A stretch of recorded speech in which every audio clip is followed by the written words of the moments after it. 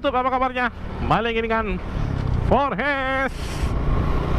Salam Wakanda forever. Hey. Oke ya, balik lagi dengan Forhes. Gimana kabarnya teman-teman semua? Semoga selalu sehat, sentosa, dan sejahtera ya. Wih, mantep. Dan ya, saya doakan yang sedang sakit supaya cepat sembuh. Yang sedang tidak punya uang, saya doakan mendapatkan rezeki. Yang sedang jomblo supaya dapat pasangan.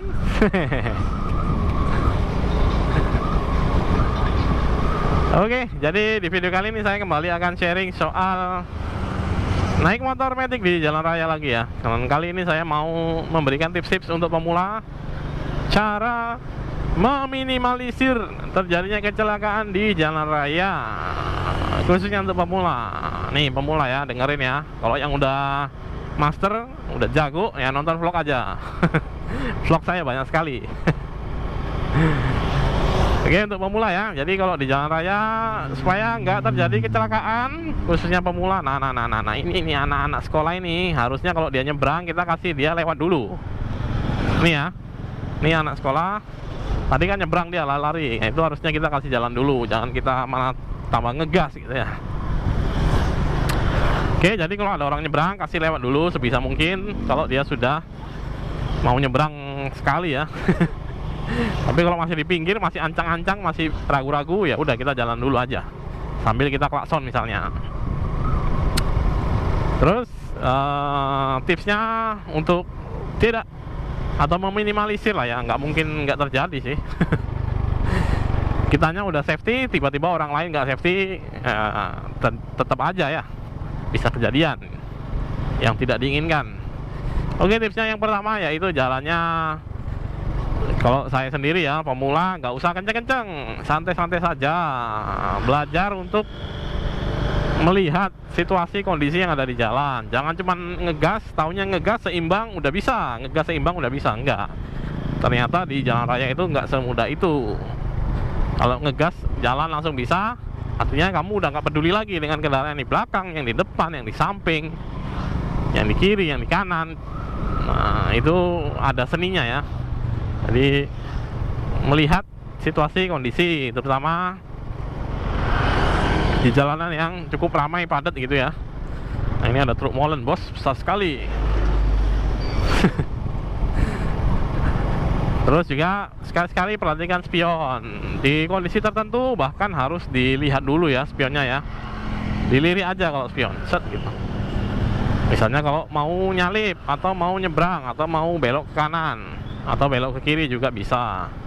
Kita mau ke pinggir gitu, bisa. Ya, jadi yang pertama itu nggak usah kenceng-kenceng. Terus yang kedua itu perhatikan keadaan di sekitar, lalu lintasnya seperti apa. Kalau kita mau melakukan apa, itu kita udah harus tahu apa yang diperhatikan gitu ya. Terus kemudian jangan ugal-ugalan. Nah, ini biasanya kalau masih muda, pemula masih muda ya, biasanya gatel tangannya, pengen show off, pengen pamer. Nggak tahu pamernya ke siapa ya di jalan itu ya. Kalau belum bisa itu pengennya nggak diperhatiin orang gitu. Pengennya nggak lihat orang karena malu, takut. Pas sudah bisa, pengennya semua orang itu ngeliatin. Ya, cukup kontradiktif ya Pak. Cukup kontradiktif, cukup berlawanan. Kalau belajar maunya nggak diliatin, tapi kalau udah bisa maunya diliatin. Semua orang itu harus ngeliatin. Ya itu.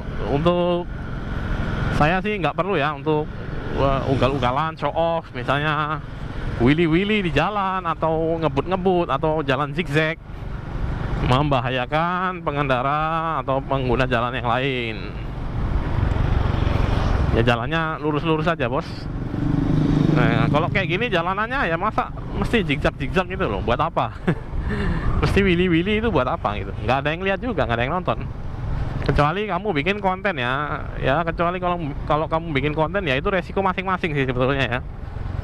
Kalau misalnya kamu bikin konten willy misalnya, ya itu resiko masing-masing lah.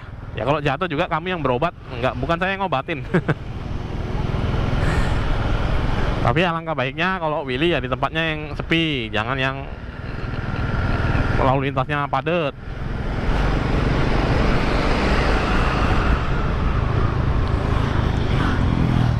Atau misalnya kamu mau atraksi-atraksi ya, cornering ya, menurut saya sih nggak ada faedahnya juga ya bisa cornering ya, karena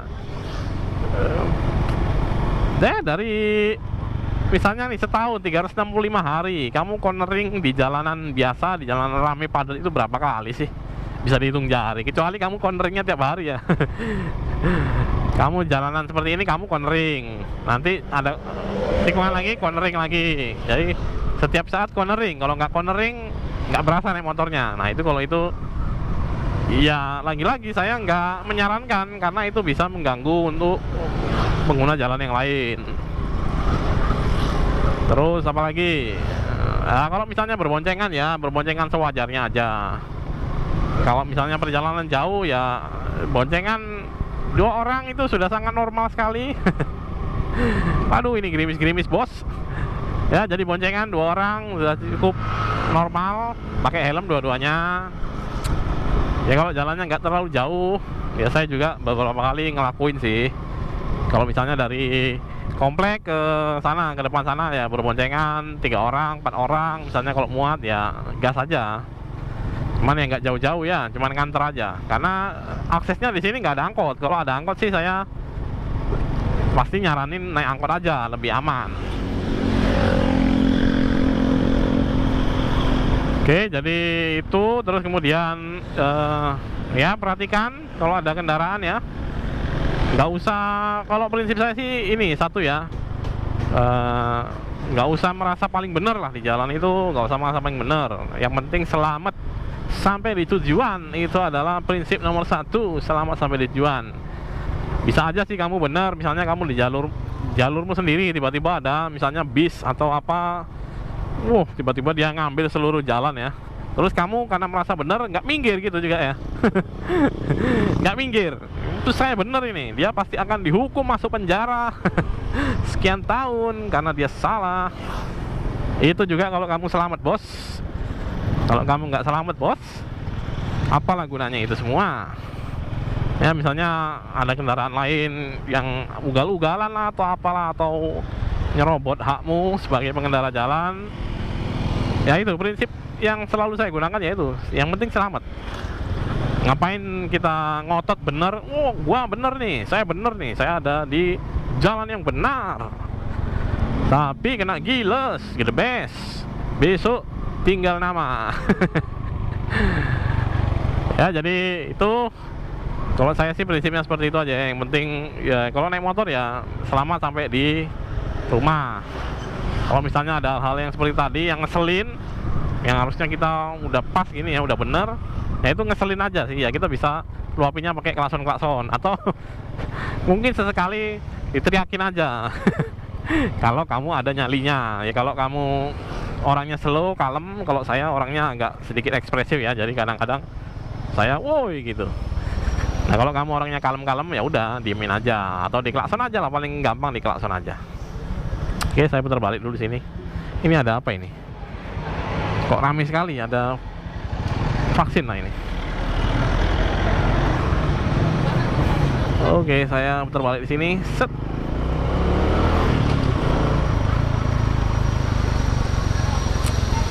Oke ya, jadi itu tadi tips-tipsnya untuk meminimalisir terjadinya kecelakaan di jalan raya. Meminimalisir ya, bukan bener-bener 0% nggak bakalan kecelakaan. Ini meminimalisir aja, karena sepandai-pandainya tupai melompat, akhirnya dia main TikTok juga. Enggak. No. Artinya kita mungkin safety banget nih, safety riding banget.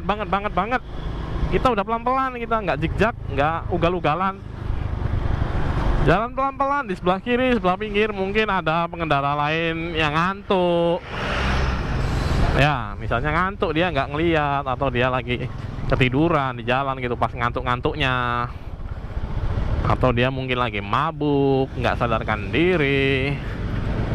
Semua itu pasti ada di jalan. Jadi kita nggak bisa prediksi bahwasanya kita kalau udah safety, semua orang juga bakalan safety. Tapi kita bisa meminimalisir terjadinya risiko itu ya. Ya misalnya kalau ada orang ugal-ugalan, ya udah kita biarin aja. Misalnya ada orang ugal-ugalan, ya udah kita kasih lewat dulu dia, biar ugal-ugalan dia di depan sana. Nggak perlu kita ini ya, ngotot. Nggak perlu kita juga ngikutin. Apalagi kita merasa tersaingi. Biasanya ini yang egonya orang naik motor ya. Oh, tiba-tiba disalip. Ya, motormu disalip motor apa itu? Odong-odong. Terus panas, terus dikejar gitu. Nggak usah. Kalau saya biasanya kalau udah kayak gitu mungkin waktu muda aja. Dan itu juga bukan balapan sebetulnya, show off aja. Pas lampu merah, begitu lampu hijau langsung jeng jeng jeng jeng jeng. Tapi ya nggak balapan juga sih. Ya istilahnya mau ngetes kecepatan motornya aja, mau tahu aja motornya itu bisa lari maksimum itu seberapa lama gitu. Ngetes nyali lah. Tapi itu juga ya sebetulnya nggak usah dilakukan ya. Karena setiap hari saya ngeliat video-video terjadi kecelakaan tunggal maupun kecelakaan di jalan raya, tabrakan gitu ya. Dan itu ya ini salah satu usaha yang bisa saya lakukan lah. Membuat video-video tutorial, terus ngasih tips-tips untuk berkendara di jalan raya. Daripada saya cuman bisa menghujat-hujat, ya saya bikin ya ini salah satu usaha lah. Supaya nggak terjadi lagi banyak kecelakaan di jalan raya, baik kecelakaan tunggal maupun kecelakaan yang melibatkan beberapa kendaraan. Seperti itu ya, niat saya seperti itu aja ya, berbagi, sharing. Kalau misalnya ya cupu lu bang, harusnya mah naik motor mah begini, ya itu terserah, balik lagi orangnya masing-masing. Karena ya itu tadi ya, kembali ke masing-masing aja. Karena kalau kamu jatuh, kamu tabrakan, yang berobat ya kamu sendiri. Saya mah nggak ikut-ikutan, nggak ikut-ikut mengobati, nggak ikut-ikut membawa ngantar kamu ke rumah sakit, nggak ikutan. Ya itu kamu aja sendiri gitu. Yang sakit ya kaki-kakimu, tangan-tanganmu juga gitu. Saya nggak ikut-ikutan, saya cuma ngasih ya inilah yang dari pengalaman saya, ngasih sharing, berbagi pengalaman aja ya. Ya semoga ya bermanfaat lah apa yang saya sampaikan tadi. Jadi bisa meminimalisir terjadinya kecelakaan di jalan raya.